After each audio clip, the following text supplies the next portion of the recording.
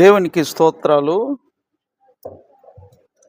ప్రియమైన వాళ్ళారా, దేవునికి స్తోత్రాలు. చేరువచ్చిన ప్రియులందరికీ ప్రభువైన యేసుక్రీస్తు నామమున ప్రేమ వందనాలు తెలియజేస్తుంటున్నాం. ఈ సమయంలో ఎనగండ్ల స్థానిక సంఘము, దైవ సేవకులు యేసుబాబన్న వారు ప్రేమించి నన్ను ఆహ్వానించి నాకు ఇచ్చిన ఈ చక్కని అవకాశం బట్టి కూడా వారికి సంఘానికి నా ప్రేమ వందనాలు తెలియజేస్తుంటున్నాను. దేవుని వాక్యాన్ని మనం చదువుకుందాం. పరిశుద్ధ గ్రంథంలో నుంచి లేవియాకాండం 16వ అధ్యాయము 1 నుంచి కొన్ని వచనాలు మనం చదువుకుందాం. లేవియాకాండం 16వ అధ్యాయము 1 నుంచి కొన్ని వచనాలు. ఎనగండ్ల గ్రామస్తులకు కూడా ప్రేమ వందనాలు తెలియజేస్తుంటున్నాం.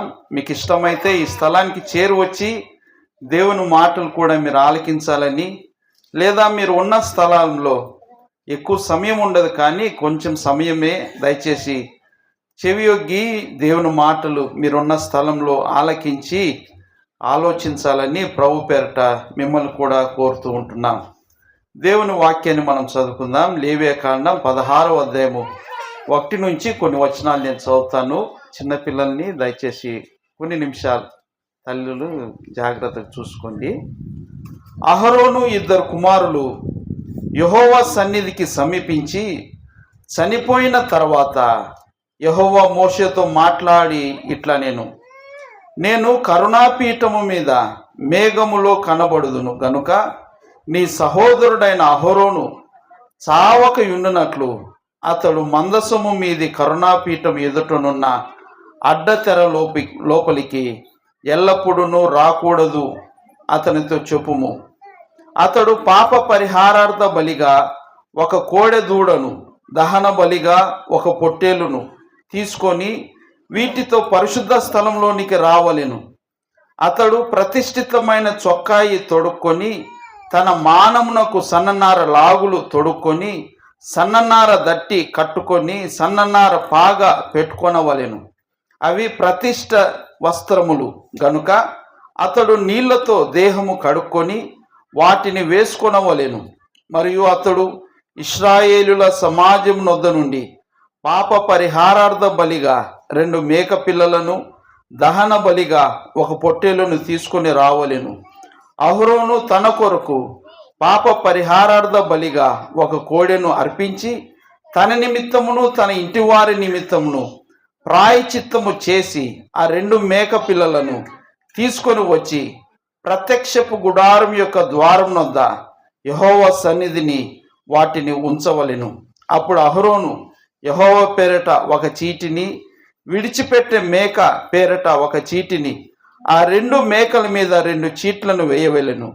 ఏ మేక మీద యెహోవా పేరట చీటి పడునో ఆ మేకను అహరోను తీసుకుని వచ్చి పాప పరిహారార్థ బలిగా అర్పింపవలెను. ఏ మేక మీద విడిచిపెట్టుట అని చీటి పడునో దాని వలన ప్రాయచిత్తం కలుగునట్లు దానిని అరణ్యంలో విడిచిపెట్టుటకై యెహోవా సన్నిధిని దానిని ప్రాణంతో ఉంచవలెను. అప్పుడు అహరోను పాప పరిహారార్థ బలియగు ఆ కోడెను తీసుకుని వచ్చి తన నిమిత్తమును తన ఇంటివారి నిమిత్తమును ప్రాయచిత్తము చేసుకొనవలెను. తరువాత అతడు తన కొరకు తాను అర్పించు పాప పరిహారార్థ బలియగు కోడెను వధించి యెహోవా సన్నిధినున్న ధూపపీఠము మీద నుండి ధూపార్తెడు నిప్పులను తన పిడికిళ్లతో పరిమళ ధూప ద్రవ్య చూర్ణమును తీసుకొని అడ్డ తెరలోపలికి వాటిని తెచ్చి తాను చావకుండునట్లు ఆ ధూపము మేఘము వలె శాసనముల మీదనున్న కరుణాపీఠమును కమ్ముటకు యెహోవా సన్నిధిని అగ్ని మీద ఆ ధూప ద్రవ్యమును వేయవలెను. అప్పుడు అతడు ఆ కోడె రక్తములో కొంచెము తీసుకొని తూర్పు ప్రక్కను కరుణాపీఠము మీద తన వ్రేలుతో ప్రోక్షించి కరుణాపీఠము ఎదుట తన వ్రేలుతో ఆ రక్తంలో కొంచెము 7 మార్లు ప్రోక్షింపవలెను. అప్పుడు అతడు ప్రజలు అర్పించు పాప పరిహారార్థ బలియగు మేకను వధించి అడ్డ తెరలోపులకి దాని రక్తము తెచ్చి ఆ కోడె రక్తంతో చేసినట్లు దీని రక్తంతోనూ చేసి కరుణాపీఠం మీదను కరుణాపీఠం ఎదుటను దాన్ని ప్రోక్షింపవలెను. చిన్న ప్రార్థన చేసుకుందాం. సర్వాధికారివైన మా గొప్ప దేవా, మీ ఘనమైన నామమును బట్టి మీకు స్తోత్రాలు వందనాలు చెల్లిస్తుంటున్నాం. ఘనత మహిమ ప్రభావములు పొందనర్హుడవు. సాయంకాలం ఎనగండ్ల గ్రామంలో ఇలాగ మేము చేరి మీ నామ సంకీర్తన చేయుటకును మీ వాక్యాన్ని ధ్యానించుటకును అనుగ్రహించిన చక్కని సమయం బట్టి స్తోత్రాలు. ఈ సమయంలో మీరు మా మధ్య ఉండి మాతో మాట్లాడమని, వినే చెవిని గ్రహించే మనసును మీరు అనుగ్రహించమని మీకే స్తోత్రాలు చెల్లిస్తూ క్రీస్తు యేసు ఘనమైన నామమున ప్రార్థించి వేడుకొంచుంటున్నాం మా తండ్రి, ఆమేన్. ప్రియమైన వాళ్ళరా, చదువుకున్న భాగంలో లేవియకాండం 16వ అధ్యాయము 1 నుంచి కొన్ని వచనాలు మనం చదువుకున్నాం. ఈ భాగంలో మొదటి వచనంలో అనగా 16వ అధ్యాయం మొదటి వచనంలో అహరోను అనే పేరును మనం చూస్తుంటున్నాం. అహరోను ఎవరంటే ఆయన యాజకుడు, ప్రధాన యాజకుడు అని పరిశుద్ధ గ్రంథంలో మనం చూస్తుంటున్నాం. ప్రియమైన వాళ్ళరా, మనకు అర్థమయ్యే భాషలో చెప్పాలంటే మందిరములో సేవ చేసేవాడు, దేవునికి మానవునికి మధ్యవర్తిగా ఉన్నవాడు అహరోను. 16వ అధ్యాయం 1వ వచనంలో చూస్తే అహరోని 2 కుమారులు యెహోవా సన్నిధికి సమీపించి చనిపోయిన తరువాత అంటున్నాడు. మరణము యెహోవా సన్నిధిలో ఒక దినము జరిగింది. లేవియకాండం 10వ అధ్యాయం మనం చదివితే ఆ మరణము ఎలాగూ జరిగిందో ఆ వివరాలు అక్కడ ఉన్నవి. సమయము ఇప్పుడు మనం అక్కడికి వెళ్ళటంలే. కానీ ప్రియమైన వాళ్ళరా, మరణము ఉన్నది. ఆది కాండంలోనే మరణ ప్రారంభం మనం చూస్తుంటున్నాం. యెహోవా దేవుడు ఆదాముకు సెలవిచ్చాడు. ఏమన్నాడంటే, ఆదామా, నీవు ఆ చెట్టు ఫలము తినుదినమున నిశ్చయముగా చచ్చెదవు అన్నాడు. మరణం ఉన్నది. ప్రియమైన వాళ్ళరా, దేవాతి దేవుడు మానవునికి కావలసిన సమస్తాన్ని ఇచ్చాడు. సమస్తాన్ని ఇచ్చి ఒక్క మాట అడిగాడంతే, అయ్యా, వేల కొలది చెట్లు ఉన్నవి, నీవు ఏమి పని చేయకుండానే కష్టపడకుండానే ఫలాలు వస్తున్నవి కదా, వాటినన్నిటినీ భుజించు. అయితే ఒక్క చెట్టు ఫలాన్ని మాత్రం నువ్వు భుజించకు అంటే మానవుడు ఏం చేశాడంటే అదే పని చేశాడు. ఆజ్ఞ అతిక్రమమే పాపం వల్ల వచ్చు జీతం మరణం. మానవుడు ఒక జీతాన్ని సంపాదించుకున్నాడు. ఆ జీతం ఏంటంటే మరణం అనే జీతము పాపము చేసి సంపాదించుకున్నాడు. ఒక మనుషుని ద్వారా పాపం, ఆ మనుషుని ద్వారా వచ్చే సంతతంతా కూడా అదే పాపంలోనే వారు జన్మిస్తూ ఉన్నారు. ప్రియమైన వాళ్ళరా, ఇది వాక్య సత్యమైంటున్నది. మానవుడు మరణ భయంతో ఉంటున్నాడు. మరణము వానిపైన పరిపాలన చేస్తూ ఉన్నది. ఈ భాగంలో చూస్తే అహరోను 2 కుమారులు యెహోవా సన్నిధికి సమీపించి చనిపోయిన తర్వాత యెహోవా సన్నిధానంలో యెహోవాకి ఇష్టము కాని పనులు చేసిన 2 కుమారులు యెహోవా సన్నిధానంలో మరణించారు. ఎంత భయంకరమైనది ప్రియమైన వాళ్ళ! దేవుని సన్నిధి, పరిశుద్ధ స్థలము, దేవునికి ఇష్టమైన స్థలములో మానవుడు తన ఇష్టము చేస్తూ ఉన్నాడు. ఏ స్థలంలో దేవుని మహిమపరచాలో, ఏ స్థలంలో దేవుని మాటని నెరవేర్చాలో ఆ స్థలంలో మానవుడు ఏం చేస్తున్నాడంటే తన ఇష్టాన్ని చేసుకుంటున్నాడు. అలనాడు ఏదైనా తోటలో అదే జరిగింది. లేవియకాండంలో ప్రత్యక్ష గుడారంలో అదే జరిగింది. ఆ 2 కుమారులు తమ ధూపార్తులు తెచ్చారు. తమకు ఆజ్ఞాపింపనికి వేరే కార్యాన్ని చేస్తున్నారు, వేరే అగ్నిని తెచ్చారు. యెహోవా సన్నిధానంలో యెహోవాకు అయిష్టమైన పనులు చేయగా మరణం సంభవించినట్లుగా లేఖనాల్లో మనం చూస్తుంటున్నాం. ప్రియమైన వాళ్ళరా, పాపము భయంకరమైనది. దేవాతి దేవుడు పరిశుద్ధుడు, ఆయనలో పాపం ఎంత మాత్రము లేదు. ఆ దేవాతి దేవుడు పాపము సహించడు. పాపములకు రావాల్సిన శిక్ష, న్యాయమైన శిక్ష ఆయన విధించేవాడుగా ఉన్నాడు. మానవుడు పాపం చేసి మరణాన్ని సంపాదించుకున్నాడు. ఈ భాగంలో అదే చూస్తుంటున్నాం. యెహోవా సన్నిధికి సమీపించి చనిపోయిన తర్వాత యెహోవా మోషేతో మాట్లాడుతూ ఇట్లా అన్నాడు. ఏమన్నాడంటే 16వ అధ్యాయం 2వ వచనంలో, నేను కరుణాపీఠము మీద మేఘములో కనబడుదును గనుక నీ సహోదరుడైన అహరోను చావకయుండునట్లు. అమ్మాయా, మరణం ఉన్నది, కానీ మరణం నుంచి తప్పించే మార్గం కూడా యెహోవా దేవుడు ఆయన అనుగ్రహిస్తున్నాడు. ఈరోజు సాయంకాలం అదే మన సువార్త.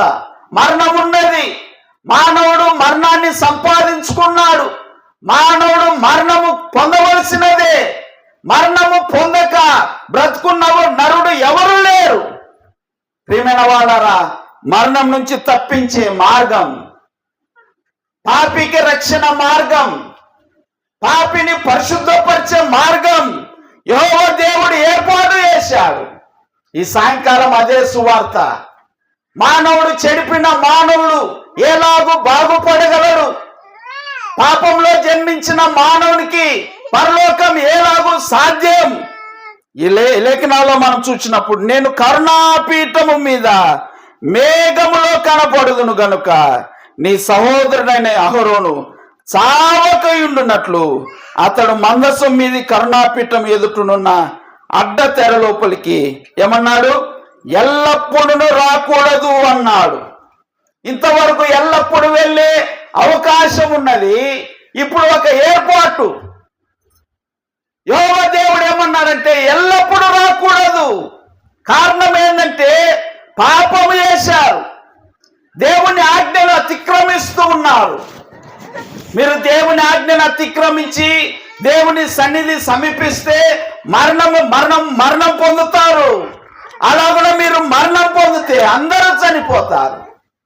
యెహోవా దేవుడు ఒక ఏర్పాటు చేస్తున్నాడు, చావకయుండునట్లు ఎల్లప్పుడూ ఆ లోపలికి రాకూడదని. ఏమన్నాడంటే 3వ వచనంలో, పాప పరిహారార్థ బలిగా ఒక కోడెదూడను, దహన బలిగా ఒక పొట్టెలను తీసుకొని రమ్మంటున్నాడు. అమ్మాయా, రక్తము చిందింపకుండా పాప క్షమాపణ లేదు.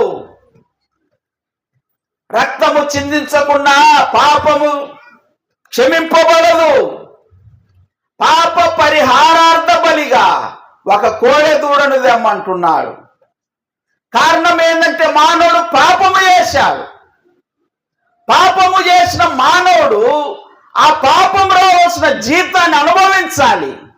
అది భాగంలో దానికి ఒక ఏర్పాటు చేస్తున్నాడు. పాప పరిహారార్థ బలిగా ఒక కోడెదూడను, దహన బలిగా ఒక పొట్టేలును తీసుకొని రమ్మంటున్నాడు. ఆ దినం ఏం చేయాలో యెహోవా దేవుడు మోషే ద్వారా అహరోనుకు ఆజ్ఞాపిస్తున్నాడు. అహరోను, నీవు ఆ దినాన ప్రతిష్ఠిత వస్త్రాలు ధరించుకోవాలి, పాగ ధరించుకోవాలి, దట్టి వేసుకోవాలి, సన్ననార లాగులు ధరించుకోవాలి, సామాన్యమైన వస్త్రాలు ధరించుకోవాలి. వాస్తవానికి ప్రధాన యాజకుడు గంభీరమైన వస్త్రాలు ధరిస్తాడు. అయితే ఆ దినాన సామాన్యమైన వస్త్రాలతో పరిచర్య చేస్తూ ఉన్నాడు. పాప పరిహారార్థ బలిగా కోడెదూడను తెస్తున్నాడు. అహరోను కుమారులకు ఒక కోడెదూడను తెమ్మన్నాడు. ఇశ్రాయేలుల ప్రజలందరికీ 2 మేక పిల్లలను తెమ్మంటున్నాడు. అహరోను కుటుంబము చిన్నది, ఇశ్రాయేలుల సమాజము పెద్దది. అహరోను కుటుంబానికి పాప పరిహారార్థ బలిగా ఒక కోడెదూడను, పెద్ద దూడను తెమ్మన్నాడు. ఇశ్రాయేలుల సమాజము చాలా పెద్దగా ఉన్నది, వారికి 2 చిన్న మేక పిల్లలు తెమ్మన్నాడు. యెహోవా ఏర్పాటు అలాగుంటది. దేవుని ఇంటిలో పనిచేసేవారు, దేవుని మందిరంలో పనిచేసేవారు, దేవుని చిత్తంలో ఉన్నవారు, దేవుని ఏర్పాటు చేసుకున్నవారు, బాధ్యత ఉన్నది. ప్రియమైన వాళ్ళారా, మిమ్మల్ని దృష్టి ఇస్తూ ఉన్నాడు దేవుడు. అహరోను కుమారులు ఒక కోడెదూడను తెమ్మన్నాడు పాప పరిహారార్థ బలిగా. చావకి ఉండునట్లు ప్రధాన యాజకుడు అతడు లోపలికి ప్రవేశిస్తూ ఉన్నాడు. ఎక్కడికి? ప్రత్యక్ష గుడారం యొక్క లోపల. ప్రత్యక్ష గుడార ఆవరణం ఉన్నది, లోపల పరిశుద్ధ స్థలం ఉన్నది, ఆ తర్వాత అతి పరిశుద్ధ స్థలం ఉన్నది. ఆవరణంలో పరిచర్య ఉన్నది, పరిశుద్ధ స్థలంలో పరిచర్య ఉన్నది, అతి పరిశుద్ధ స్థలంలో కూడా పరిచర్య ఉన్నది. ఈ గంభీరమైన పరిచర్య అహరోను చేస్తూ ఉన్నాడు. అలాగ చేస్తూ ఉండగా ఆ యెహోవా సన్నిధానంలో మరణము సంభవించగా, ఇప్పుడు యెహోవా దేవుడు ఏమంటున్నాడంటే, అయ్యా జాగ్రత్త. మీరు ఎల్లప్పుడూ ప్రవేశించకుండా ఒక ఏర్పాటు చేయాలి, ఒక కార్యములు చేయాలి. పాప పరిహారార్థ బలిగా ఒక కోడెదూడను తేవాలి. నీవు నీ కుటుంబం పక్షాన ఒక కోడెదూడను పాప పరిహారార్థ బలిగా అర్పించాలి. ఇశ్రాయేలుల సర్వ సమాజము తరపున ఒక మేకపిల్లను అర్పించాలి అన్నాడు. నీవు చావకయుండునట్లు కరుణాపీఠము మందసం పైన కరుణాపీఠం పైన కెరూబులు, 2 రెక్కలు విప్పిన కెరూబులు, 2 కెరూబులు, ఆ మధ్యలో మహిమ, షకీన మహిమ, ఆ గొప్ప కాంతివంతమైన మేఘము ఉన్నది. ఆ మధ్యలో యెహోవా దేవుడు ఉన్నాడు. ఆయన కనబడేవాడు, ఆయన మాట్లాడేవాడు, ఆయన మహిమ గలవాడు. ఆ సన్నిధి ప్రవేశించాలంటే మానవుడు ఎంతో పరిశుద్ధంగా ఉండాలి. పాపంలో జీవిస్తున్న మానవునికి పరిశుద్ధ స్థలంలోనికి ప్రవేశము లేదు. మానవునికి యెహోవా సన్నిధికి ప్రవేశము దొరకకపోతే యెహోవాను చూచే భాగ్యము లేదు. తండ్రికి మనకు ఎడమ కలిగితే అది భయంకరమైనది అని లేఖనాల్లో చూస్తుంటున్నాం. ప్రియమైన వాళ్ళరా, అహరోను చావకయుండునట్లు పాప పరిహారార్థ బలి అర్పించాలి.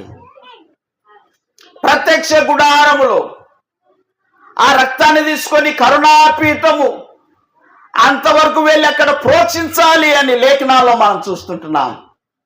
నీవు చావకయుండునట్లు, పాపం ఉండకూడదు, అపవిత్రత ఉండకూడదు, దేవునికి అయిష్టమైనది ఉండకూడదు. మానవుడు పుట్టిందే పాపంలో పుట్టాడు. తెలిసి తెలియక ఎన్నో తప్పులు చేస్తూ ఉన్నాడు. ఈ ఘోరమైన మానవుడు దేవుని సన్నిధి పరిశుద్ధ స్థలాన్ని ప్రవేశించే భాగ్యాన్ని కోల్పోయాడు. తాను వెళితే మరణిస్తాడు. అయితే బదులుగా ఇప్పుడు రక్తాన్ని తీసుకొని వెళ్ళాలి. పాప పరిహారార్థ బలిగా ఒక కోడెదూడ రక్తాన్ని తీసుకొని పోవాలి. ప్రియమైన వాళ్ళరా, ప్రత్యక్ష గుడారం ఆవరణం ఉన్నది. ఆవరణంలో సూర్యుని కాంతి ఉన్నది. లోపల పరిశుద్ధ స్థలంలో దీపవృక్ష కాంతి ఉన్నది. అతి పరిశుద్ధ స్థలంలో మహిమగల షకీన మహిమగల ఆ దేవుని మహిమ యొక్క కాంతి, గంభీరమైన కాంతి ఉన్నది. ఆ లోపల ప్రవేశించే అహరోను ఆ గొప్ప భాగ్యవంతుడు. ప్రియమైన వాళ్ళరా, ఆ చుట్టూ బంగారు రేకుతో పొదగబడిన పలకలు, ఆ పైన తెరలు కెరూబులు కనపడుతున్నవి. అక్కడ కరుణాపీఠం ఉన్నది. మందసం పైన కరుణాపీఠం, కెరూబులు, 2 కెరూబుల మధ్యలో షకీన మహిమ, తలతలలాడే మహిమ, ఎవరు చూడలేని మహిమ, గంభీరమైన మహిమ, అతి కాంతివంతమైన మహిమ ఉన్నది. ఆ స్థలంలో రక్తాన్ని ప్రోక్షించాలి. అహరోను నీవు చావకయుండునట్లు అహరోను ఏం చేశాడంటే కోడెదూడను తెచ్చాడు. ఆ దినమున, ఆ ప్రాయశ్చిత్తార్థ దినమున పరిచర్య అంతా అహరోను మాత్రమే చేయాలి. లేవియకాండం 16వ అధ్యాయము అహరోను పరిచర్య చేస్తూ ఉన్నాడు. అంతకుముందు చాలా మంది లేవీలు ఉన్నారు, యాజకులు ఉన్నారు, వారు సహాయం చేస్తారు. కానీ ప్రాయశ్చిత్తార్థ దినమున అహరోను పరిచర్య చేస్తున్నాడు. కోడెదూడను తేవాలి. అది వస్తుందా? అంత సులభంగా వస్తుందా? కోడెదూడను తేవాలి. ప్రత్యక్షపు గుడారం యొక్క ద్వారం యొద్దకు తీసుకొని రావాలి, లోపలికి తేవాలి, దాన్ని వధించాలి. ఎంతో బలమైన పని, కష్టమైన పని. ఆ ఒక్కడే అహరోను చేస్తున్నాడు. పాపం వల్ల వచ్చు జీతం మరణం. అహరోను నీవు చావకయుండునట్లు ఇలాగ నువ్వు చేయాలి అంటున్నాడు. అహరోను ఒక్కడే ఆ కోడెదూడను తెస్తున్నాడు. దానికి ఏ గాయం తగలకూడదు, ముక్కులో ముగుదాడు వేయకూడదు, దాన్ని కొట్టకూడదు. ఎంతో జాగ్రత్తగా దానికి మచ్చ గాని గాయం గాని ఏది తగలకుండా ఆ పాప పరిహారార్థ బలిగా ఆ కోడెదూడను తేవాలి. అహరోను తెచ్చాడు, ఎంతో కష్టంతో తెచ్చాడు అనుకుందాం. బలిపీఠం దగ్గర దాన్ని వధించాడు. ఆ రక్తాన్ని పళ్ళెంలో తీసుకున్నాడు. ఇప్పుడు పళ్ళెంలో తీసుకున్న రక్తము ఏం చేయాలంటే అతి పరిశుద్ధ స్థలంలోనికి వెళ్ళాలి. అతి పరిశుద్ధ స్థలంలో కరుణాపీఠం ఎదుట ఆ రక్తాన్ని ప్రోక్షించాలి, 7 మార్లు ప్రోక్షించాలి. అహరోను, నీవు చావకి ఉండునట్లు నీవు ఎల్లప్పుడూ రాకూడదు. దేవుని సన్నిధి పరిశుద్ధ స్థలం, ఆయన పరిశుద్ధుడు, ఆయన వంటి పరిశుద్ధుడు ఇంక ఎవరూ లేరు. ఆ పరిశుద్ధ స్థలంలో అహరోను ప్రయాణం చేస్తున్నాడు. పళ్ళెంలో రక్తం తీసుకున్నాడు, చిన్నగా పరిశుద్ధ స్థలంకి వెళ్ళాడు. పరిశుద్ధ స్థలం, దీపవృక్షం, సన్నిధి రొట్టెల బల్ల, ధూప వేదిక ఉన్నది. ఆ ధూప వేదిక పైన ధూపార్తెడు నిప్పులు తీసుకున్నాడు. ఆ నిప్పుల పైన ధూప చూర్ణం వేశాడు. ధూప చూర్ణం వేస్తే మేఘము కమ్ముకున్నది. అహరోను ఆ మేఘ ముసుగులో లోపలికి వెళ్తున్నాడు. పరిశుద్ధుడ దేవుని సన్నిధి ఉన్నది లోపల, మానవుడు కనపడేది కాదు. మానవుడు పాపము చేశాడు, పాపము దేవునికి అతిక్రమములు చేశాడు, దేవునికి విరుద్ధంగా పాపము చేశాడు, దేవుని మాటను మీరిపోయాడు. ప్రియమైన వాళ్ళ, ఆ అహరోను ఆ రక్తాన్ని పళ్ళెంలో తీసుకొని చిన్నగా వెళ్ళాడు. ఆ ధూపార్తుడు నిప్పులు తీసుకున్నాడు, ధూప చూర్ణం వేశాడు, మేఘం కమ్ముకునింది. ఆ మేఘ ముసుగులో చిన్నగా అడ్డతెరం తెరుస్తున్నాడు. అడ్డతెర లోపల అతి పరిశుద్ధ స్థలం. అహరోను, నువ్వు చావక ఉండునట్లు, ఏమైనా కొంచెం లోపం ఉంటే జీవితంలో, ఏ లోపమున్నా ఏ పాపమున్నా మరణిస్తావు. మరణమున్నది. నువ్వు చావక ఉండనట్లు అహరోను ఇప్పుడు రక్తం తీసుకొని అడ్డతెర చిన్నగా తెరుస్తున్నాడు. అడ్డతెర తెరిస్తే అక్కడ మహిమ, కనులారా దేవుని మహిమను చూస్తున్నాడు. అబ్బో, ఎంత గంభీరమైన మహిమ ఉన్నది, కాంతివంతమైన స్థలము, ఎప్పుడు చూడని కాంతి అతి పరిశుద్ధ స్థలంలో ఉన్నది. కరుణాపీఠము మధ్యలో కెరూబులు, కెరూబుల మధ్యలో మహిమ. ఆ మహిమ వెలుగు అబ్బో చాలా విశేషమైనది. పరిశుద్ధ దేవుని స్థానం, ఆయన సన్నిధి. ప్రియమైన వాళ్ళరా, ఇశ్రాయేలుతో మాట్లాడే సన్నిధి, ఆయన ఉండే సన్నిధి, ఆ మహిమగల దేవుడు, ఆ పరిశుద్ధుడు అక్కడ ఉన్నాడు. అహరోను చిన్నగా అడ్డతెర తెరిచాడు. అడ్డతెర నుంచి కరుణాపీఠం వరకు వెళ్ళాలి. అక్కడ రక్తం 7 సార్లు ప్రోక్షించాలి. అహరోను, నీవు చావక ఉండునట్లు చిన్నగా రక్తాన్ని తీసుకున్నాడు. చిన్నగా వెళ్తున్నాడు. కరుణాపీఠం ఎదుటకు వెళ్ళాడు. అబ్బో, ఎంత మహిమగల స్థలం అయ్యా, నువ్వు ఇంత మహిమగల దేవుడు అయ్యా, దౌర్భాగ్యుడని నాకు అనుగ్రహించావు. నీ మహిమను చూచే భాగ్యం. ఆ మహిమగల స్థలంలో ఆ కరుణాపీఠం ఎదుట ఆ రక్తాన్ని ప్రోక్షిస్తున్నాడు. 7 మార్లు ఆ తూర్పు వైపున 7 మార్లు రక్తాన్ని ప్రోక్షిస్తున్నాడు.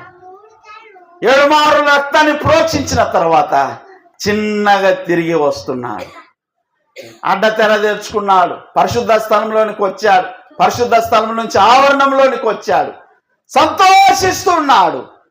ప్రభువు నా విన్నపమును విన్నాడు.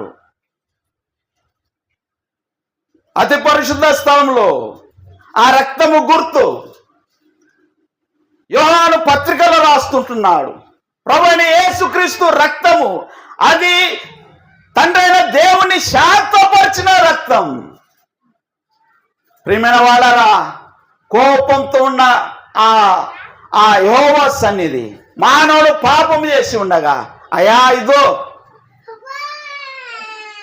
ఒక పశువు వధింపబడింది, రక్తము తెచ్చాను. ఆ కరుణాపీఠం ఎదుట రక్తాన్ని ప్రోక్షిస్తూ ఉన్నాడు. చిన్నగా బయటికి వచ్చాడు. అహరోను కుటుంబం పక్షాన ప్రాయశ్చిత్తం జరిగింది. ఇప్పుడు ఇశ్రాయేలులకు ప్రాయశ్చిత్తం జరగాలి. 2 మేక పిల్లలు ఉన్నవి, చీట్లు వేశారు. దేవుని పేరట వచ్చే మేకపిల్ల, విడిచిపెట్టుట అని వచ్చే మేకపిల్ల ఏదో గుర్తించారు. దేవుని పేరట ఆయన మేకపిల్లను తీసుకొని వధించాడు, రక్తాన్ని తీసుకున్నాడు.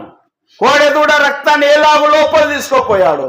అదే మాదిరిగా ఇశ్రాయేలుల సర్వ సమాజమునకు ప్రాయశ్చిత్తము చేయుటకై పాప పరిహారార్థ బలిగా మేకపిల్ల రక్తాన్ని తీసుకొని ఆయన లోపలికి వెళ్ళాడు.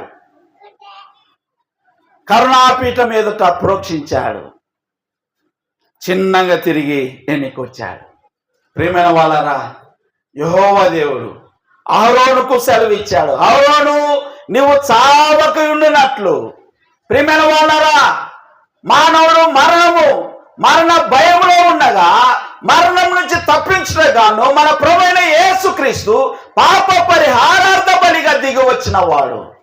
ఆ కోడెదూడ ఆయనే, ఆ మేకపిల్ల ఆయనే. ఆయన చిందించిన రక్తము ద్వారా పాపికి క్షమాపణ ఉన్నది. ప్రభువైన యేసుక్రీస్తు రక్తం అది పరిశుద్ధమైనది. పేతురు అంటున్నాడు, అమూల్యమైన రక్తం అన్నాడు. మీరు దేని చేత విమోచింపబడలేదన్నాడు? ఆ వెండి చేత, బంగారము చేత, క్షయమైపోయే వస్తువుల చేత మీరు విమోచింపబడలేదు. కానీ మీరు దేని చేత విమోచింపబడినా అన్నాడు? అమూల్యమైన క్రీస్తు రక్తం. లోకంలో ఉన్న బంగారంతా ఒక పెద్ద గుట్టగా, రాశిగా, కొండగా వేసి అంత బంగారు తీసుకొని వచ్చిన ప్రభువైన యేసుక్రీస్తు రక్తంలో ఒక బొట్టు కూడా కొనలేము. అంత విలువైన రక్తం ప్రభువైన యేసుక్రీస్తు రక్తం. పాపము లేని రక్తం, పరిశుద్ధుని రక్తం, పాపిని క్షమించే రక్తం కలిగిన వాడు ప్రభువైన యేసుక్రీస్తు. ఆ రక్తాన్ని చిందించుటకు ఆయన ఇష్టపడ్డాడు. ఆయన రక్తము చిందించకపోతే మనకు క్షమాపణ లేదు.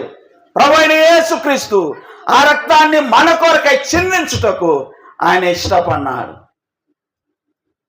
పరలోకం నుంచి దిగి వచ్చాడు, రక్త మాంసంలో పాలివాడయ్యాడు, శరీరాన్ని ధరించుకున్నాడు. మన వలె 33.5 సంవత్సరాలు భూలోకంలో జీవించాడు. పాపము లేదు, నోట లేదు, జీవితంలో లేదు, ఆయన నడకలో పాపమే లేదు. పాపము లేనివాడు మన ప్రభువైన యేసుక్రీస్తు. ఆ పరిశుద్ధుడు ఆయన రక్తాన్ని చిందించుటకు ఇష్టపడ్డాడు. అహరోను కుటుంబము, ఇశ్రాయేలుల సర్వ సమాజము పాప పరిహారార్థ బలిగా ఒక కోడెను, ఒక మేకపిల్లను అది వధింపబడింది. ప్రియమైన వాళ్ళరా, అయితే మనకు ప్రాయశ్చిత్తం, మనకు పాప క్షమాపణ, మనకు పాపం నుంచి విడుదల ప్రభువైన యేసుక్రీస్తు కార్చిన అమూల్యమైన రక్తం ద్వారా గొప్ప రక్షణ ఆయన మనకు అనుగ్రహించాడు. ఈ మేకపిల్ల, ఒక మేకపిల్ల వధింపబడింది, ఒక మేకపిల్ల విడిచిపెట్టుట మేకపిల్ల అనే మాటను మనం చూస్తుంటున్నాం. లేవియకాండం 16వ అధ్యాయము 21వ వచనం చదవండి. అప్పుడు అహరోను సజీవమైన ఆ మేక తల మీద తన 2 చేతులు ఉంచి, పైన ఉన్నది ఆ సజీవమైన మేకను దగ్గరకు తీసుకొని రావలెను.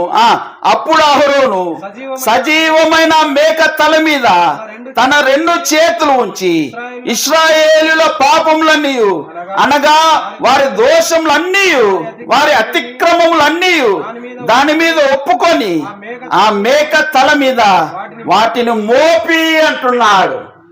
మేక తలపైన మోపుతూ ఉన్నారు. ఏం మోపుతున్నారు? అతిక్రమములన్నీ, దోషములన్నీ. ఎవరు చేసినవి?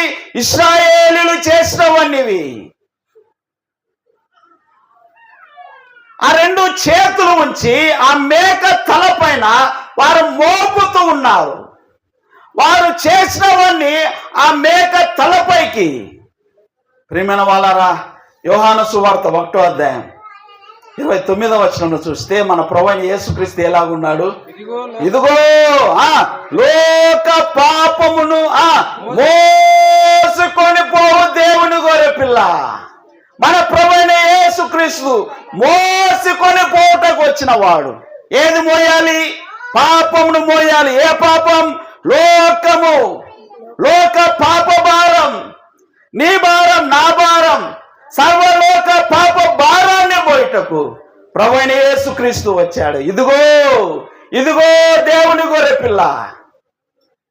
అలనాడు మేకపిల్ల పైన వారు తలపైన చేతులు ఉంచి వారి అతిక్రమములన్నీ, వారి దోషములన్నీ, వారి పాపములన్నీ, వారు చేసిన చెడ్డ పనులన్నీ ఆ తలపైన వారు మోపిరి అనే మాటను చూస్తుంటున్నాం.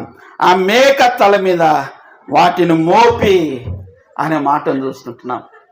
మన ప్రభువైన యేసుక్రీస్తు ఆయన మన పాప భారాన్ని, లోక పాప భారాన్ని మోసుకొని పోయి దేవుని గొర్రె పిల్లగా వచ్చాడు. ఇదే సువార్త. పాపంలో జీవిస్తున్న మానవునికి ఇదే సువార్త. పాపం నుంచి విడుదల, పాపి రక్షణ ఎలాగూ పొందగలడు, పాపి ఎలాగూ పరిశుద్ధుడు కాగలడు. మార్గం ఉన్నది. ప్రభువైన యేసుక్రీస్తే మార్గం. ఆయన మన పాపాలు మోసుకొని పోయేవాడుగా, తీసివేసేవాడుగా ఈ లోకానికి వచ్చాడు. లోక పాపమును మోసుకొని పోవు దేవుని గొర్రె పిల్లగా ప్రభువైన యేసుక్రీస్తు వచ్చాడు. తర్వాత ఏమన్నాడు? తగిన మనుషుని చేత ఏం చేయాలి? అరణ్యములోనికి దాన్ని పంపవాలని అంటున్నాడు. తగిన మనుషుని చేత. ఎక్కడి పంపాలి? దేని పంపాలి? మేక పిల్లను పంపాలి. అమ్మాయ్యా వినండి, మేక పిల్ల తగిన మనుషుని చేత. ఇప్పుడు ఎక్కడికి వెళ్ళాలంటే అరణ్యంలోనికి వెళ్ళాలి. ఇంతవరకు ఎక్కడ ఉన్నదా మేక పిల్ల అంటే? పాలెంలో ఉన్న మేక పిల్ల, ఇంటిలో ఉన్న మేక పిల్ల, మందలో ఉన్న మేక పిల్ల, కాపరి వద్ద ఉన్న మేక పిల్ల, క్షేమమైన స్థలంలో ఉన్న మేక పిల్ల, ఆహారము దొరికే స్థలంలో ఉన్న మేక పిల్ల. ఇప్పుడు ఎక్కడికి వెళ్ళాలి? ఎక్కడికి వెళ్ళాలి అమ్మా? ఎక్కడికి వెళ్ళాలి? అరణ్యంలోనికి. అరణ్యంలో ఏమున్నది? అరణ్యంలో క్షేమం ఉన్నదా? అరణ్యంలో ఏమి ఉన్నది? అరణ్యంలో నివాసము లేదు. అరణ్యంలో క్రూరమైన మృగాలు ఉన్నవి. అరణ్యంలో మరణం ఉన్నది. అరణ్యంలో చీకటి ఉన్నది. తగిన మనుషుని చేత ఈ మేకపిల్ల అరణ్యంలోనికి వెళ్తున్నది. కీర్తనలు 22వ కీర్తన, మనకందరికి తెలిసిన వచ్చిన భాగాలు. 22వ కీర్తన, 22వ కీర్తన 12వ వచనం. వృషభములు అనేకములు నన్ను చుట్టుకొని ఉన్నవి అంటున్నాడు. అరణ్యంలో మేకపిల్ల, అరణ్యంలో మన ప్రభువైన యేసుక్రీస్తు. యెరూషలేము వీధుల్లో, అరణ్యమును యెరూషలేము వీధులో మన ప్రభువైన యేసుక్రీస్తు ఉన్నాడు. పిలాతు ఒక క్రూరమైన మృగముగా, పరిసయ్యులు, సద్దుకయ్యులు, శాస్త్రులు, పరిసయ్యులు, అక్కడ ఉన్నవారందరూ కూడా క్రూరమైన మృగము వలె వారు ఉన్నారు. అరణ్యంలో మేకపిల్ల, వృషభములు అనేకములు నన్ను చుట్టుకొని ఉన్నవి. బాషాను దేశపు బలమైన వృషభములు నన్ను ఆవరించి ఉన్నవి. తర్వాత చీల్చుచును గర్జించుచునుండు సింహము వలె వారు నోలు తెరిచి ఉన్నారు. 16వ వచనం. కుక్కలు నన్ను చుట్టుకొని ఉన్నవి, దుర్మార్గులు గుంపు కూడి ఉన్నవి. అరణ్యంలో మేకపిల్ల, అరణ్యంలో మేకపిల్ల మన ప్రభువైన యేసుక్రీస్తు క్రూరమైన మృగాల మధ్య అన్యాయమైన తీర్పు పొందిన వాడుగా లేఖనాల్లో చూస్తుంటున్నాం. ఆయనలో తప్పు లేదు. ఎంత వెతికినా ఆయనలో తప్పు ఏమి లేదు. సిలువ వేటకు ఏ కారణము లేదు. మన ప్రభువైన యేసుక్రీస్తు పరిశుద్ధుడుగా ఉన్నాడు. ఆ మేకపిల్ల తగిన మనుషుని చేత అరణ్యంలోనికి తీసుకొని వెళ్ళారు. ఎంతో దూరం వెళ్ళిన మేకపిల్ల అరణ్యంలోనికి వెళ్ళిన మేకపిల్ల. చూస్తే మృగాలు ఉన్నవి, సింహాలు ఉన్నవి, వృషభాలు ఉన్నవి, కుక్కలు ఉన్నవి, గురుపోతులు ఉన్నవి. లేఖనాల్లో మనం చూస్తుంటున్నాం. భయంకరమైన సన్నివేశంలో ఆ మేకపిల్ల ఉన్నది. మన ప్రభువైన యేసుక్రీస్తు లోక పాప భారాన్ని మోసుకుంటూ ఆయన పొందిన వేదన మనం జ్ఞాపకం చేసుకుంటున్నాం. ఆయన పొందిన అవమానం, ఆ క్రూర మృగాల మధ్యలో మన ప్రభువైన యేసుక్రీస్తు ఆయన పొందిన అన్యాయమైన తీర్పు. పిలాతు, హేరోదు, కైప, ఎంతో మంది ప్రభువైన యేసుక్రీస్తు పైన, ఆఖరికి జనులందరూ ఏమంటున్నారంటే అతన్ని సిలువ వేయండి, సిలువ వేయండి అని కేకలు పెడుతున్నారు. క్రూరమైన జంతువుల మధ్యలో ఉన్నట్లుగా మన ప్రభువైన యేసుక్రీస్తు అరణ్యములో ఉన్నాడు. తగిన మనుషుని చేత అరణ్యంలోనికి దాన్ని పంపవలెను. 22వ వచనం, 16వ అధ్యాయం లేవియకాండం 16వ అధ్యాయం 22వ వచనం. ఆ మేక వారి దోషములన్నిటినీ ఎడారి దేశమునకు భరించి పోవునంటున్నాడు. ఎడారిలో ఏమున్నది?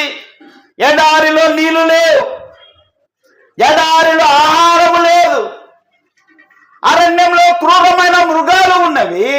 ఇప్పుడు ఎడారిలో ఉన్నది మేకపిల్ల. మన ప్రభువైన యేసుక్రీస్తు కల్వరి సిలువలో వేలాడుతూ ఉండగా ఆయన ఏమన్నాడు? దాహం అన్నాడు. ఎడారిలో ఉన్న మేకపిల్ల, నీళ్లు దొరకని స్థలంలో ఉన్న మేకపిల్ల, నీటిని కలువవేసిన వాడు, జీవ జలాన్ని అనుగ్రహించిన వాడు, దప్పికొనిన వాళ్ళారా నా యొద్దకు రండి అని కేకబెట్టిన వాడు ప్రభువైన యేసుక్రీస్తు. నిన్ను నన్ను రక్షించడానికి గాను ఆయన రక్షకుడుగా, పాప పరిహారార్థ బలిగా, మనల్ని పాపం నుంచి విడిపించడానికి గాను ఆయన ఎటువంటి శిక్షను అనుభవించాడు? ప్రియమైన వాళ్ళారా, మనకు బదులుగా ఒక రక్షకుడు ఉన్నాడు. ఆయనే ప్రభువైన యేసుక్రీస్తు. మన పాప భారాన్ని మోసుకొని పోయినవాడు, మనల్ని విడిపించేవాడు, మనకు సరిపోయిన వాడు, పరలోకానికి చేర్చగలవాడు, పరలోకానికి మార్గం సిద్ధము చేసిన వాడు ప్రభువైన యేసుక్రీస్తు ఒక్కడే. అరణ్యంలో మేకపిల్ల, ఎడారిలో మేకపిల్ల, కల్వరి సిలువలో మన ప్రభువైన యేసుక్రీస్తు దాహం దాహం అంటున్నాడు. ప్రియమైన వాళ్ళరా, ప్రభువైన యేసుక్రీస్తు అరణ్యంలోనికి, ఎడారి దేశంలోనికి ఆయన ప్రయాణమై వెళ్ళినట్లుగా చూస్తుంటున్నాం. 22వ వచనం అంటున్నాడు, అతడు అరణ్యములో ఏం చేయాలి?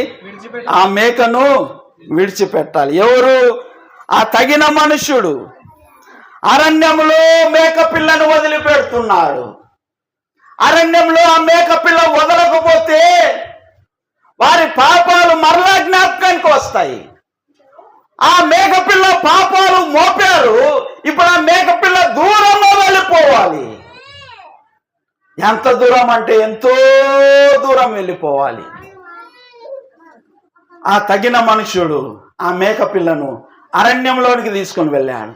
ప్రయాణమై వెళ్తున్నాడు. ఎంతో దూరం వెళ్ళాడు. ఒక సమయం రానే వచ్చింది. ఏ సమయం అంటే విడిచిపెట్టే సమయం వచ్చింది. 22వ కీర్తనలో మనం చూస్తే తండ్రి అయిన దేవుడు కుమారుని చెయ్యి, కుమారుడు ఏమంటున్నాడు? దేవా దేవా నీవేదన్నా చేయి విడిచావయ్యా. తండ్రి అయిన దేవుడు కుమారుని చేయి వదలకపోతే మనకు రక్షణ లేదు. ప్రియమైన వాళ్ళారా, అరణ్యంలో విడిచిపెట్టుట, దూరంగా విడిచిపెట్టుట. మన ప్రభువైన యేసుక్రీస్తు పరలోకం నుంచి దిగి వచ్చిన వాడు, ఎంతో దూర ప్రయాణం చేసిన వాడు, అరణ్యం అనే భూలోకానికి దిగి వచ్చిన వాడు, క్రూరమైన మృగాలు, మానవులు, ఆ పాపులు వారి మధ్యలోకి దిగి వచ్చిన వాడుగా ఆయన ఏం చేస్తున్నాడంటే మన పాపాలు తీసివేసేదానికి ఆయన మన పాప భారంనంతా మోసుకొని వెళ్తున్నాడు. ఆయన ప్రయాణం చూడండి. సువార్తలు చూస్తే యెరూషలేము వీధుల్లో ఆయనని ఈడ్చారు. ఆయన ఏ నేరము చేయలేదు, అన్యాయమైన తీర్పు. ప్రియమైన వాళ్ళారా, ఆయనను కొరడాలతో కొట్టారు, ఆయన వస్త్రాలు తీసివేశారు, కొరడాలతో కొట్టారు, వీపంతా నాగటి చాలా వల్లే దున్నబడింది అని లేఖనాలు చూస్తుంటున్నాం.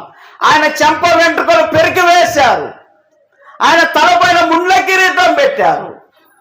ఆయన దేహం అంతా గాయమైన దేహం పైన రోమా సైనికులు, క్రూరమైన సైనికులు, కరుణ లేని సైనికులు ఒక సిలువను వేచారు.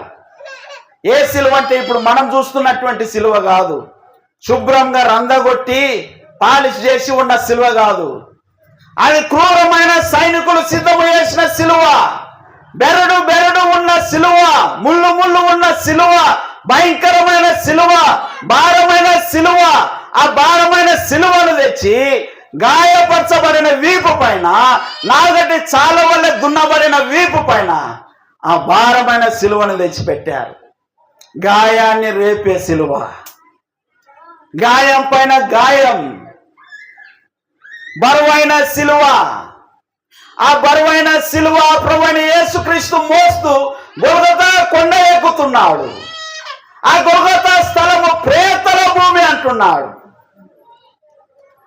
అక్రమకారులను సిలువ వేసే స్థలం, కపాల స్థలం, దుష్టులను సిలువ వేసే స్థలం, వాసన గల స్థలం, దుర్వాసన ఉండే స్థలం. పరిశుద్ధుణ్ణి ఆ భయంకరమైన స్థలానికి నడిపిస్తున్నారు. ఆయన వీపు పైన భారమైన సిలువను పెట్టారు, ఆయనను కొరడాలతో కొడుతున్నారు, హేళన చేస్తున్నారు, ఆయన పైన ఉమ్ము వేస్తున్నారు, పిడిగుద్దులు గుద్దుతున్నారు, ప్రవచింపమని హేళన చేస్తున్నారు. ప్రభువైన యేసుక్రీస్తు ఆయన నోరు తెరవలేదు. వధింపబడు గొర్రెపిల్ల ఎలాగో మౌనంగా ఉన్నదో, వదకు తేబడిన గొర్రెపిల్ల ఎలాగో మౌనంగా ఉన్నదో, మన ప్రభువైన యేసుక్రీస్తు ఆయన మౌనం దాంచి మన పైకి రావాల్సిన శిక్ష, మనం అనుభవించవలసిన శిక్ష, మన పైన పడవలసిన కొరడా దెబ్బ, మన పైన పడవలసిన ఉమ్మువేత, మన పైన పడవలసిన ముళ్ళ కిరీటం, అవన్నీ కూడా మన ప్రభువైన యేసుక్రీస్తు అనుభవించాడు. ప్రియమైన వాళ్ళ, ఎంత భయంకరమైన శిక్ష! ప్రభువైన యేసుక్రీస్తు గొల్గొతా కొండ ఎక్కుతున్నాడు. అక్కడ వెళితే అక్కడ ఇద్దరు నేరస్తులను సిలువ వేశారు. ఆ ఇద్దరు నేరస్తుల మధ్యలో ఈ పరిశుద్ధుని సిలువ వేస్తున్నారు. ఆయనకు మేలైన స్థలం ఏది లేదు. అక్రమకారుల మధ్యలో ఆయన సిలువ వేయబడుతున్నాడు.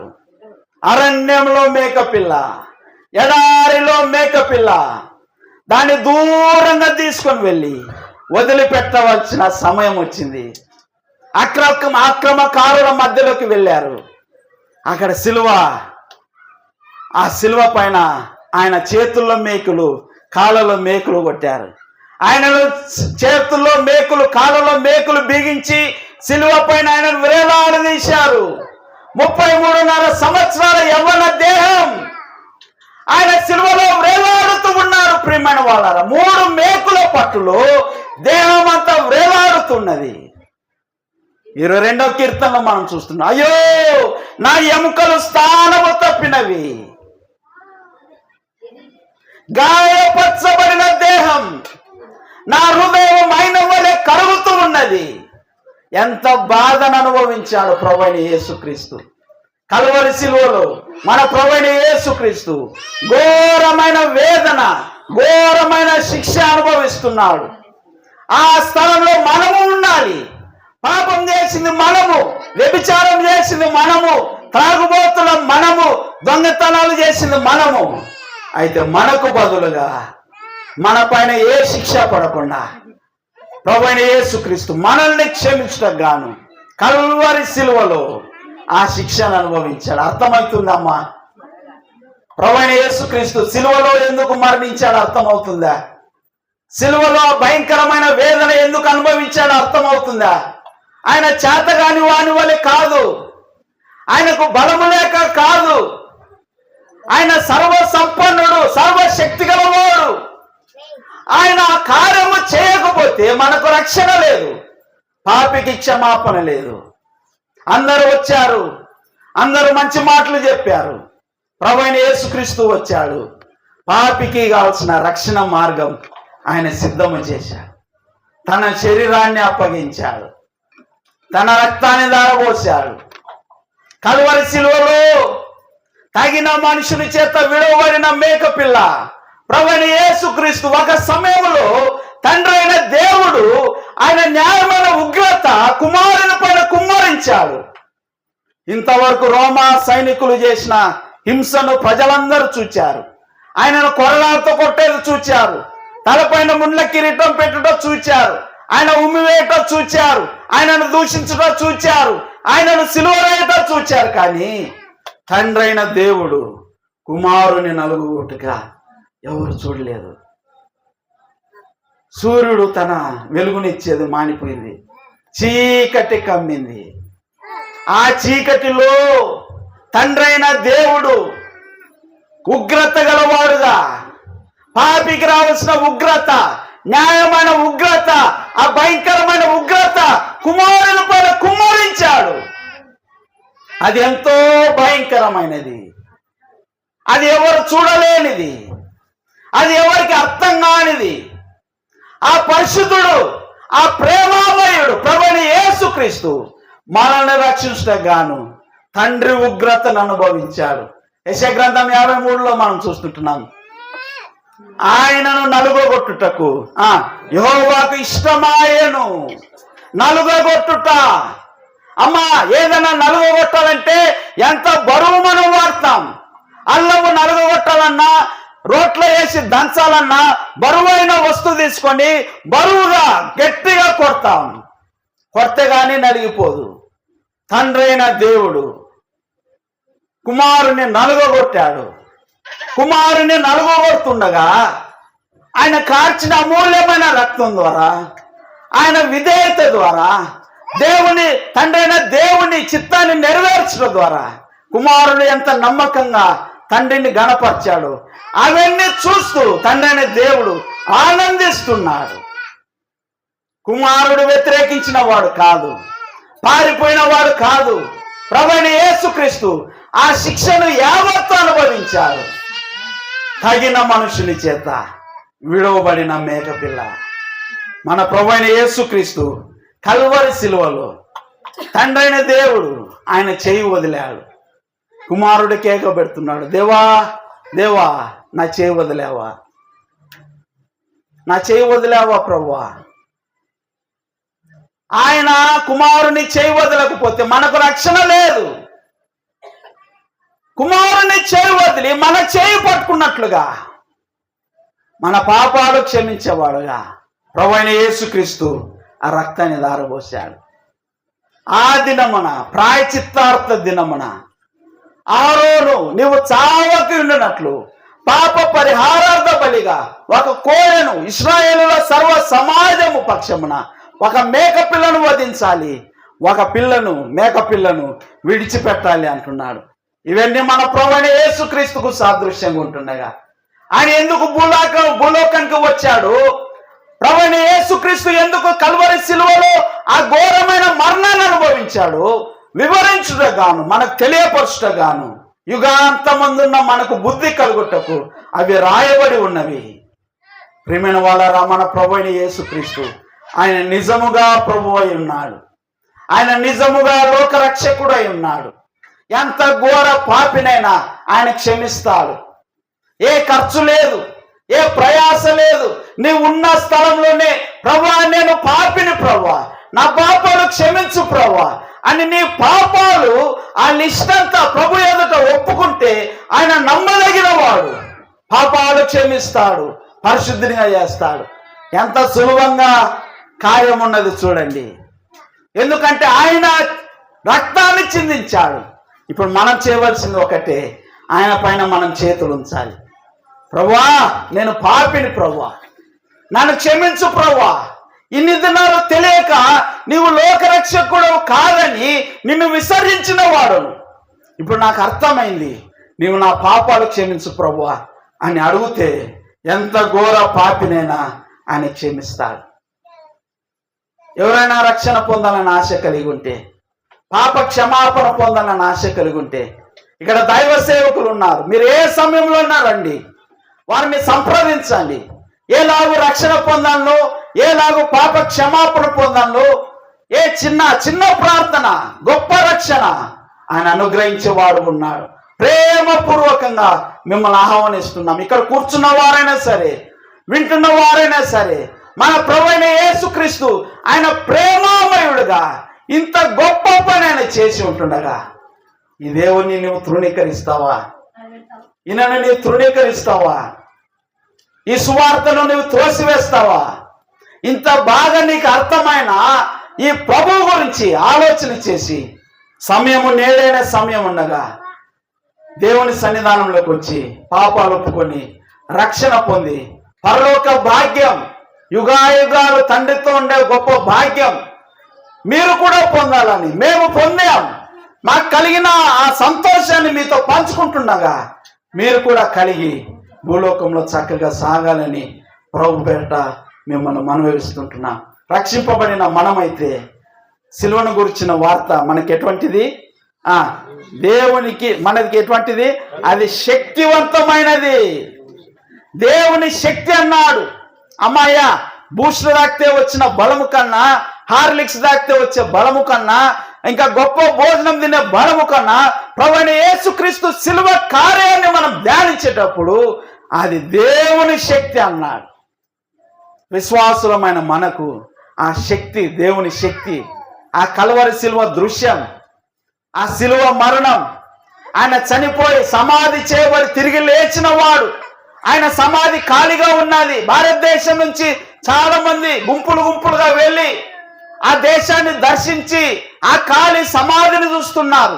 ఆయన ఇక్కడ లేరు, లేచి ఉన్నారు అని రాసి పెట్టారు. ఆ సమాధిలో చూసిన వారందరూ చెప్తున్నారు. మన దేశ నాయకులు కూడా వెళ్ళారు, తొంగి చూశారు, లోపల వెళ్ళి చూశారు, ప్రభు సమాధిని చూశారు. ఇవన్నీ కట్టుకథలు కాదు, జరిగిన విషయాలు, సత్యమైన వాక్యంలోని విషయాలు. ప్రియమైన వాళ్ళరా, యేసుక్రీస్తుని నమ్ముకొని రక్షణ భాగ్యం మీరు కూడా పొందాలని ప్రభువైన యేసుక్రీస్తు నామమున మిమ్మల్ని ప్రేమతో హెచ్చరిస్తుంటున్నాం. ప్రభు ఈ మాటలు మన వేడికల్లో దీవించునుగాక.